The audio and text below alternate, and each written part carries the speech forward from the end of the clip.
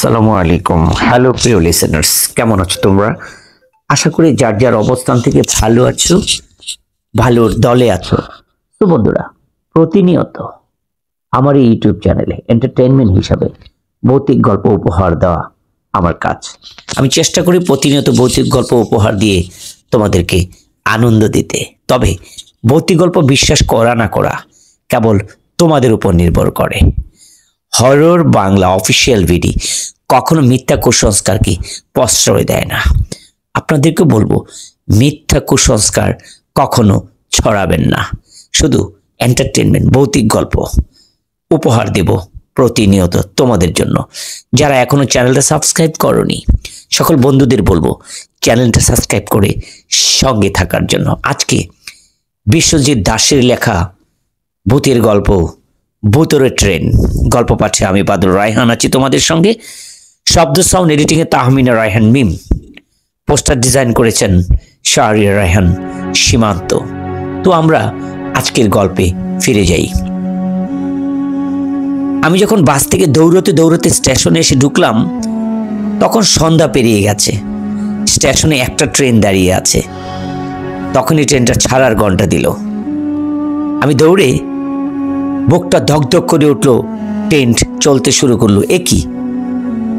আমি যেই দিকে যাব এই ট্রেন তার উল্টো দিকে যাচ্ছে কেন? ভাই, দিনাজপুরে যাওয়ার ট্রেনটা কি করে চলে? বাধ্য হয়ে স্টেশনে দাঁড়ানো একজন লোককে জিজ্ঞাসা করলাম।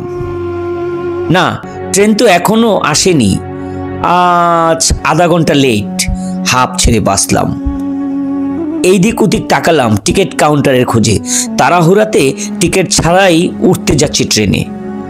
টিকিট কিনে যাত্রীদের ওয়েটিং রুমে বসলাম। এর পাশে একজন পেপার পড়ছিল, তার মুখ দেখতে পাচ্ছিলাম না। পেপারের আড়াল থেকে হঠাৎ তার গলায় শুনতে পেলাম, কি ভাই, কোথায় যাবেন? আমি দিনাজপুরে যাব, ওখানেই বাসা। পেপারের আড়ালে সরল আবছা আলোয় মধ্যবয়সী একটা মুখ দেখতে পেলাম। ফর্সা গুলগাল চেহারা, মাথায় চকচক করছে টাক। হ্যাঁ, ওখানেই আমার বাসা। আপনি? আমি রাজা হায়দার, ইনকাম ট্যাক্সে চাকরি করি, এখানে রিটায়ারমেন্টে আছি। নিজের পরিচয় দিলাম। আমি বিশ্বজিৎ, দিনাজপুর সরকারি কলেজের সহকারী অধ্যাপক। আপনার সাবজেক্ট কি? ফিজিক্স। ভালো, খুব ভালো সাবজেক্ট। তা এইদিকে কোথায়? রাজশাহীতে এসেছিলাম জাতীয় বিশ্ববিদ্যালয়ে অনার্স লেভেলের প্র্যাকটিক্যাল পরীক্ষা দিতে। আপনি কোথা থেকে এসেছেন? যাবেনই বা কোথায়? আমিও রাজশাহীতে গিয়েছিলাম মেয়ের বাড়িতে, ফিরছি জয়পুরহাটে, ওখানে আমার বাসা। জয়পুরহাটে গিয়েছেন কখনো? হ্যাঁ, দু একবার গিয়েছি। আজ আমার সাথে চলেন, অতিথি হিসাবে একদিন কাটিয়ে কাল না হয় বাড়ি ফিরে যাবেন। না না, বাসায় যেতে হবে আজ। আমার বাচ্চাটা বেশ ছোট, তাই তাড়াহুড়ো করে ফিরতে চাইছি। ট্রেন যে কখন আসে? চলে আসবে আর কিছুক্ষণের মধ্যে। আমার সহজে বিশ্বাস হতে চায় না। বাংলাদেশের ট্রেন মানেই ভূতুরে সব কাজ কারবার। আমার কথা শুনে ভদ্র চমকে উঠে মনে হলো ভূতুরে অস্পষ্ট কথাটা তিনি রেগে গেলেন। ভূতুরে নয় তো কি?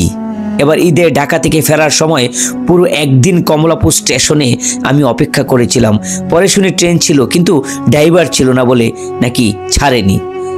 এটা ভূতুরে কাণ্ড বলবো না তো কি বলবো? ভদ্রলোক কাঁপতে শুরু করলেন। হ্যাঁ, আপনি ভূতুরে ট্রেন দেখেছেন কখনো? আমি বড় কে গেলাম। কি কথা, কি উত্তর এই মুহূর্তে ভেবে নিলাম। তারপর দ্রুত বললাম, না না, আমি তো এমনিতে বললাম। আদতে কোনো ট্রেন ভূতুরে হতে পারে নাকি? পারে পারে, আমি দেখেছি, বলতে পারেন চড়েছিও। কি বলেন? ভূতুরে ট্রেন? একটু ভেবে বলুন না, গল্পটা শুনি। সত্য না মিথ্যা? সত্যি। সত্যি। শুনবেন তাহলে? ভদ্রলোক বলতে শুরু করলেন। চাকরি সূত্রে জেলা শহরে থাকে আমার গ্রামের বাড়ি, দেশের এক প্রদত্ত অঞ্চল। এখানে আমার পরিবারের কেউ থাকে না। বাবা মা ভাই সবাই গত হয়ে গেছেন। থাকার মধ্যে আছে প্রত্যেক ভিটা সহ সামান্য ফসলি জমি। সেগুলো দেখাশোনার জন্য আমার গেতি ভাই করেন। আমি কোনোদিন সেগুলো খোঁজ খবর নেই না।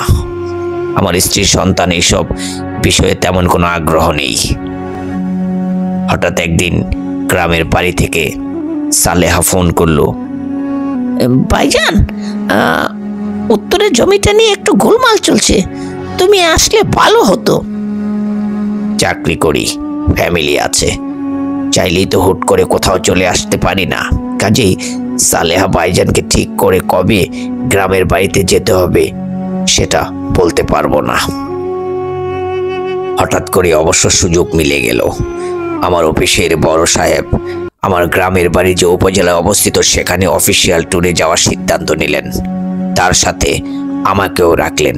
চিন্তা করলাম, গ্রামের বাড়িতে এত কাছে যখন যাবে তখন এক ফাঁকে একটু ঘুরে আসার যায়, সেটা চিন্তা করেই ঠিক করলাম। তিনি হেসে বললেন, প্রোগ্রাম শেষে হলে অবশ্য যাবেন, আমি না হয় একাই চলে আসব। সালেহা বিষয়টি জানিয়ে রাখলাম। উপজেলা লেভেলের প্রোগ্রামগুলো সাধারণত গদবাঁধা হয়ে থাকে, এক্ষেত্রে ব্যতিক্রম হলো না। ঘণ্টাখানেক দেরি করে প্রোগ্রাম শুরু হলো। কয়েকজন অতিথি বক্তৃত্ব দিল। সভাপতি সমাপনী বক্তব্য রাখলেন। এরপর ভোজন পর্ব শুরু হলো। আমি উসখুস করলাম, যাক এখনই ফিরব। দিনের বেলায় আমাদের গ্রামে যাওয়ার যতই নিরাপদ রাস্তা, সেটা সবই অনিরাপদ। দিনেও রাস্তায় অনেক লোক চলাফেরা করে, কিন্তু রাতে একদম নেই বললেই চলে। রাস্তা ভাঙাচোরা বলে এটা বা অটো রিক্সাও চলে না। যাওয়ার একমাত্র বাহন হলো সাইকেল নতুবা গরুর গাড়ি। সালেহাকে বলেছিলাম একটা সাইকেল পাঠিয়ে নিয়ে যেতে। সালেহা বলেছে, ভাইজান বাজারে একটা দোকানে আমাদের গ্রামের ছেলের বাইসাইকেল রাখা থাকবে, আপনি গিয়ে বললেই আপনাকে দিয়ে দিবে। অনেকদিন পর সাইকেল চালাইনি, কিন্তু পরন্ত দুপুরে কাঁচা রোদে গা মেখে শরৎ শীতল বাতাস গায়ে মাখতে মাখতে সাইকেল চালাতে মন্দ লাগে না। ঘণ্টাখানিকের মধ্যেই গ্রামে পৌঁছে গেলাম। সন্ধ্যায় নামতে তখন ঢের বাকি। মনে মনে হাঁপ ছেড়ে বাঁচলাম, যাক তাহলে কাজ সেরেই আজ ফিরতে পারবো। রাত 11টার ফেরার ট্রেন। আমার বস ওই ট্রেনেই ফিরবেন। সালেহাকে তাড়াতাড়ি সব কাগজপত্র চেক করে নিতে বললাম। সে কি ভাইজান, আজ চলে যাবেন? আজ নয়, এক্ষুনি চলে যাব। তুই তাড়াতাড়ি জমির কাগজগুলো আন, তোকে সব বুঝিয়ে দিচ্ছি। ততক্ষণে সন্ধ্যা নামতে শুরু করেছে। জমাজমি দলিলগুলো নিয়ে দুজনে বসলাম।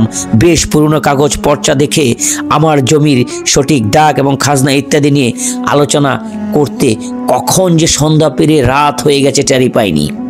কাজ শেষে ঘড়ির কাঁটার দিকে তাকাতে চমকে উঠলাম। সর্বনাশ, ঘড়ির কাঁটায় 9টার গড় ছুঁই ছুঁই। সালেহা, আমাকে উঠতে হবে, তোকে কিছু টাকা দিয়ে যাচ্ছি। জমি অফিসে তো টাকা পয়সা ছাড়া কাজ হয় না। সালেহা মাথা নাড়ল, তারপর বলল, ভাইজান এত রাতে না গেলে হয় না? কিভাবে? আমার সাথে বস আসছে না। তুই এক কাজ কর, আমাকে খানিকটা না হয় এগিয়ে দিয়ে আয়। আসেন ভাইজান, রাতের খাবারটা খেয়ে নি, জটফট করো। খাবার রেডি ছিল। সালেহার বউ ডাল ভাত মুরগি আর মাছ দিয়ে ভালো আপ্যায়ন করেছে। কি ভেবে ওর হাতে 1000 টাকা তুলে দিলাম। বললাম, ভালো করে দেখ, একটা শাড়ি কিনে নিবি। সাবধানে ভাইজান যাবেন, শীতল গলায় বলল মেয়েটি। সালেহার বাসা থেকে বের হওয়ার সময় ঘড়ির কাঁটার দিকে তাকালাম। 9টা 20। ট্রেন ধরতে পারবো তো? গ্রামের শেষ প্রান্তে পৌঁছে দিল সালেহা। ভাইজান একটা কথা। কি কথা রে? ভাইজান রাত বিরাতে তো আমাদের রাস্তা দিয়ে কেউ চলাফেরা করে না। হঠাৎ যদি আপনাকে পেছন থেকে কেউ ডাকে, আপনি শুনবেন না, পেছনে কিন্তু তাকাবেনও না। কেউ কেউ বলে যে রাতে বিরক্ত এই কবরস্থানে নাকি অনেক খারাপ কিছু আছে। হ্যাঁ, তাই বলেছিলাম। আপনার কোনো দিকে তাকানোর দরকার নেই। ঠিক আছে ভাইজান, কবরস্থানটা পার হলে আর ভয়ের কিছু নেই। কবরস্থান পার হয়ে বাম রাস্তার ধারে স্টেশনে পৌঁছে যাবেন। টর্চ লাইট নেন। টর্চ লাইট হাতে নিলাম। সুইচ টিপে দেখলাম ভালোই চার্জ আছে ওটাতে। তাড়াতাড়ি পা চালালাম। সাইকেল সালেহার বাড়িতে রেখে এসেছি। 2-3 কিলোমিটার পথ হেঁটে হেঁটে ছোটবেলা কতবার শহরে গিয়েছি। আব্বা কোথাও গেলে আমাকে সাথে নিয়ে যেত। পরে শহর যখন পড়াশোনা করতে গেলাম তখন কতবার সন্ধ্যায় আসা যাওয়া করেছি। তাই এই রাস্তায় আমার কাছে হাতের উল্টো পেটের মতোই চেনা, শুধু রেল স্টেশন বাদে। আমি কলেজে পড়ার সময় স্টেশনটি নির্মাণ হয়েছিল। হন হন করে হাঁটতে শুরু করলাম। বসকে ফোন করার জন্য মোবাইলে বের করে পকেট থেকে চার্জ নেই, মনটা কু ডেকে উঠল। সাধারণত আমার মোবাইলে 2-3 দিন পর্যন্ত চার্জ থাকে। মাত্র সকালে চার্জ করেছি, হাত দিয়ে মোবাইলটা জাগালাম, টেপাটেপি করলাম, কাজ হলো না। মাথা ঝুঁকিয়ে দূর করে দিলাম মোবাইলের চিন্তা। হাঁটতে লাগলাম জোর কদমে। সামনেই খ্রিস্টানদের কবরস্থান। টর্চ লাইট জ্বালিয়ে হাঁটছিলাম। হঠাৎ করে লাইটের আলোটা কমতে শুরু করলো, আমাকে বিস্মিত করে দিয়ে টর্চ লাইটটাও নিভে গেল। হাতে জাগালাম, কোনো সাড়া নেই। জীবনে কখনো এত ভয় পেয়েছি বলে মনে হয় না আমার। তাড়াতাড়ি হাঁটতে লাগলাম। এই যে ব্রাদার, কোথায় চললেন? কানের কাছে জোরে এক কণ্ঠে কে যেন কথাটা বলল। আমি চমকে উঠলাম। পাশে তাকাতে টের পেলাম কে যেন আমার সাথে হাঁটছে। ভয়ে মুখ দিয়ে কথা বের হলো না আমার। কি হে, কোথায় চলছেন বললেন না তো? মুখ দিয়ে গোগো শব্দ বের হলো শুধু। এত দূর এসেছেন যখন তখন আমার বাসায় না হয় একটু বসে গেলে পারতেন। প্রবল বেগে মাথা নাড়ালাম। হাত ধরে টান দিল লোকটি। আরে আসুন না। আমার হাত ধরে হ্যাচকা টান দিল সে। টেনে নিয়ে যেতে শুরু করলো কবরস্থানের গেটের দিকে। নাকি শুরু হয়েই করে উঠল আমার সমস্ত শরীর। চমকে উঠলাম, কবরস্থানের দিকে তাকালাম। যা দেখলাম জীবনে বলবো না। দেখলাম অনেকগুলো কবরের কফিনের মুখ খুলে গেছে, সেখান থেকে বেরিয়ে আসছে অনেকগুলো হাত। আমি কি দুঃস্বপ্ন দেখছি? এক পলকের জন্য ভাবলাম, পর মুহূর্তে সচেতন হলাম। ধীরে ধীরে সম্মতি রোগীর মতো অপপার্থিত লোকটির সাথে হেঁটে চলছি। আমার বাবা বলতেন, মনের জোরটা হলো আসল জোর। মনের জোরের কাছে শরীরের জোর খুব তুচ্ছ। সাথে সাথে মনে জোর এক করলাম। গেটে ঢোকার আগ মুহূর্ত হুট করে থমকে দাঁড়ালাম। আমার হাতে আর চেপে ধরল লোকটি। মনের সব জোর একত্রিত করে খুব জোরে হাতটা টান দিলাম। লোকটির শক্ত বাঁধন থেকে আমার হাত ছাড়া পেল। এমনই ঘুরে রুদ্রসাদ দৌড় লাগালাম। মনে তখন একটাই চিন্তা, পালাতে হবে, যে কারণেই হোক তোমাকে এখান থেকে পালাতে হবে। মনকে বলছিলাম। পেছনে পায়ের শব্দ শুনতে পেলাম। একই সাথে প্রবল আত্মচিৎকার ভরে গেল লোকটা। আমার ভেতরটা শুকিয়ে গেল। প্রবলভাবে ভেতর থেকে চিৎকার কে যেন বারবার বলল, বাঘ রেজা বাঘ। থামলাম না। পেছন থেকে এক মুহূর্তের জন্য তাকালাম না। জীবন বাজি রেখে পালানোর কথা আমি সারা জীবনে বলবো না। বেশ কিছু দূর দৌড়ানোর পর মনে হলো পেছনের পায়ের আওয়াজটা আর নেই। তবুও থামলাম না। বাম পাশ দিয়ে যাওয়ার যে রাস্তাটা দেখলাম, দৌড়াতে দৌড়ে সেই রাস্তায় ঢুকে গেলাম। অবশেষে ভয়ঙ্কর সুন্দর চাঁদ উঠেছে। সেই চাঁদের আলোয় বেশি আসছে চারপাশ। মেটে রাস্তায় আরো বেশি জমকাল দেখাচ্ছে। রাস্তার দুপাশে জঙ্গল পরিবেশটা আরো ভৌতিক করে তুলেছে। এক মুহূর্তের জন্য ভুলেই গেলাম একটু আগে আমার সাথে কি ঘটেছিল। পর মুহূর্তে ফিরে পেলাম। আধা হাঁটা আধা দৌড় এগিয়ে যেতে লাগলাম। অনেকক্ষণ পর মনে হলো স্টেশনের দেখা পেলাম। শহরে থাকা মানুষ আমি, সবসময় বিদ্যুতের বাতি দেখে অভ্যাস। অত্যন্ত কারেন্ট না থাকলেও হ্যারিকেন বা কুপি জ্বালিয়ে আলো দেখে অভ্যস্ত আমি। তাই বাতিবিহীন একটা নির্জন স্টেশনে দেখে চমকে গেলাম। গোটা স্টেশন কোনো জনমানব নেই, যেন একটা পরিত্যক্ত স্থান। শুধু একটা ট্রেন দাঁড়িয়ে আছে। ইঞ্জিনের শব্দ শুনতে বুঝতে পারলাম ট্রেনটি চালু আছে। হুইসাল বেজে উঠলো। ট্রেনে ধীরে ধীরে নড়তে শুরু করলো। কবরস্থানের মৃত দাওয়া খেয়ে এই একমাত্র স্টেশনে ঢুকেছি। আর ঢুকেই দেখি ট্রেন ছাড়ছে। সেই মুহূর্তে মাথায় যা এলো তাই করলাম, উঠে পড়লাম একটা বগিতে। ওঠার পর টের পেলাম গোটা ট্রেন কোনো আলো নেই। ট্রেনের ইঞ্জিন যে শব্দ কমে হচ্ছে তা কোনো মৃত ব্যক্তির আর্তনাদের মতো। চোখের আলো একটু সরে গেল। ধীরে ধীরে কামরার চারদিকে চোখ বুলালাম। বেশিরভাগ যাত্রী মুখ ডেকে ঘুমাচ্ছে। একটা সিট খালি পেলাম, সেখানে গিয়ে বসলাম। বসার পর মাথায় উত্তেজিত ভাবনাটা ঢুকলো। চিন্তা করলাম, সামনে স্টেশনের ট্রেনে কোথাও থামলে বসে বসের খোঁজ করব। আপাতত অপেক্ষা করা ছাড়া আর কোনো উপায় নেই। চোখ দুটো বন্ধ করলাম। অনেক দখল গেছে আজকে, এখন ভালোই ভালোই ফিরতে পারলে বাঁচি। কানের কাছে গরম নিঃশ্বাস চাললো কেউ। পাশে তাকাতেই চমকে গেলাম। আমার পাশে যে বসে চাদর ঢাকা দিয়ে তার মুখ বেরিয়ে আসছে কাপড়ের আড়াল থেকে। মুখের এক পাশে বড় এক ক্ষত, ঠোঁটের পাশে এক অংশ, এক খণ্ড গালের মাংস নেই, সাদা দাঁত দেখা যাচ্ছে। চাদরের আলোয় ভয় পেলাম ভীষণ। লোকটা ফ্যাসফেসে গলায় বলল, স্যার, আপনি কি ভাবে মারা গেছেন? অ্যাক্সিডেন্ট না ফাঁস লাগিয়ে? মানে এই কামরায় সব অ্যাক্সিডেন্ট আর ফাঁস লাগানো মানুষকে নিয়ে যাওয়া হচ্ছে তো, তাই জানতে চাইলাম। লোকটা মুখ থেকে ভীষণ পচা দুর্গন্ধ ভেসে আসলো। দ্রুত ওখান থেকে উঠে গেটের সামনে চলে আসলাম। ভীষণ ভয় পেয়েছি। এই আমি কোন ট্রেনে উঠলাম? আমার পেছনে কাদের যেন কথা শুনতে পেলাম। ঘুরে তাকাতেই দেখি অন্য গেটে দুজন দাঁড়িয়ে গল্প করছে। আমার দিকে মনোযোগ নেই। একজন বলল, আজ মনে হয় অ্যাক্সিডেন্ট কেস কম আছে। আমার কাছে তো বেশিরভাগই মনে হলো, না, আজকের ক্রসফায়ারে কেস বেশি আছে। এই ক্রসফায়ারের ডেড বডিগুলো কবর থেকে উঠিয়ে আনলাম। এগুলো দিয়ে বস কি করবে?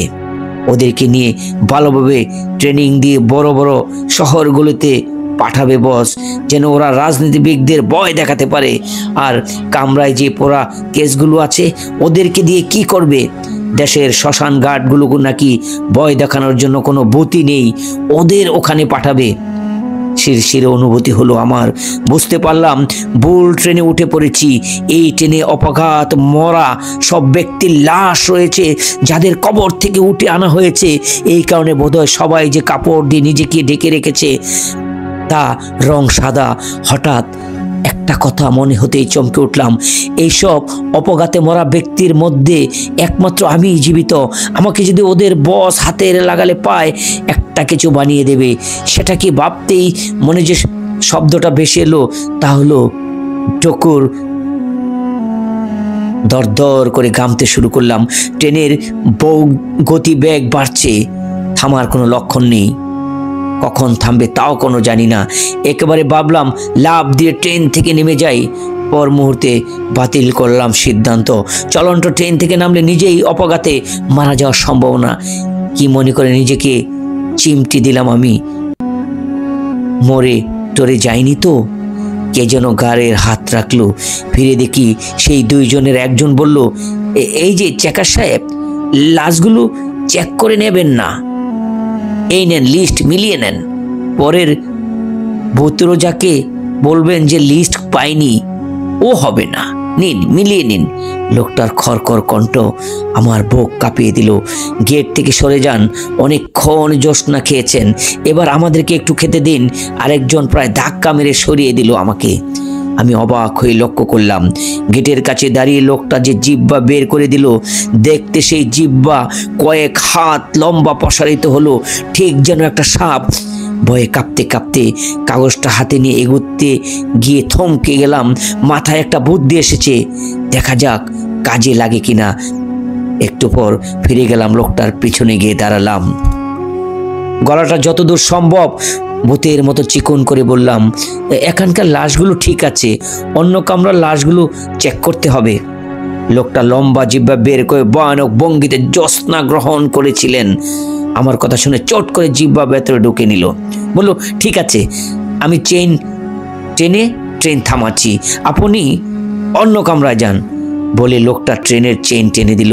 ট্রেন থেকে নেমে এদিক ওদিক তাকালাম। দুপাশে জঙ্গলের মাঝে দাঁড়িয়ে আছে ট্রেনটা। মাথার উপর ঝুলে থাকা চাঁদের আলোয় ভুতুরে ট্রেনটাকে আরো ভৌতিক করে তুলেছে। এক মুহূর্তে ভেবে নিলাম, তারপর দৌড়ে জঙ্গলের ভেতরে ঢুকে পড়লাম। ছুটতে লাগলাম রুদ্ধশ্বাসে। সবসময় মনে হতে লাগলো পেছনে বোধ হয় কেউ ছুটে আসছে। ছুটতে ছুটতে হঠাৎ হোঁচট খেয়ে পড়ে গেলাম।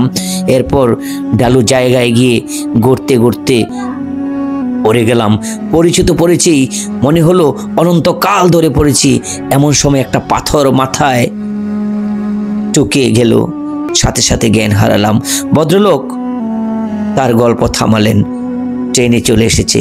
ধীরে ধীরে বললাম, রেজা হায়দার মানে? গল্প শোনার নেশায় ভূত হয়েছিলাম, তাই টের পেলাম না ভদ্রলোক কি বলেছে? বলেছি, আপনার দিনাজপুরে যাওয়ার ট্রেন স্টেশন এসে ঢুকেছেন, চলুন উঠে পড়ি, বেশিক্ষণ লেট করবেন না, দেরি করলে ট্রেন ছেড়ে দেবে, চলুন একসাথে যাই। ভদ্রলোকের পাশে নিয়ে ঠেলতে ঠেলতে উঠতে শুরু করলাম। তারপর বললাম, না তো কি হলো, কোথায় কি হলো? ভদ্রলোক মনে হয় বুঝতে পারে না কি বলছি। ভুতুড়ে ট্রেন থেকে মেনে সেই জ্ঞান হারালাম। তারপর আমার জ্ঞান ফিরে আসে একটা হাসপাতালে। 3 মাস সেখানে ভর্তি ছিলাম। আমার নাম, বাড়ির ঠিকানা কিছুই নাকি মনে করতে পারছিলাম না। তবে আমার পকেটে ছিল অনেকগুলো নাম, ঠিকানা লেখা একটা কাগজ, সব মৃত মানুষের। তারপর রুদ্রশ্বাসে জানতে চাইলাম। তারপর আর বলার সুযোগ পেল না ভদ্রলোক, বীরের চাপে সরে গেলেন। আমি এদিক ওদিক তাকালাম, কিন্তু আর দেখতে পেলাম না। ট্রেন ছাড়লো, হুইসাল বাজলো খুব জোরে। ট্রেনে ওঠার আগে পেছনে ফিরে তাকালাম, নেই, ভদ্রলোক নেই, যেন হাওয়ায় মিলিয়ে গিয়েছে সেই ভদ্রলোক।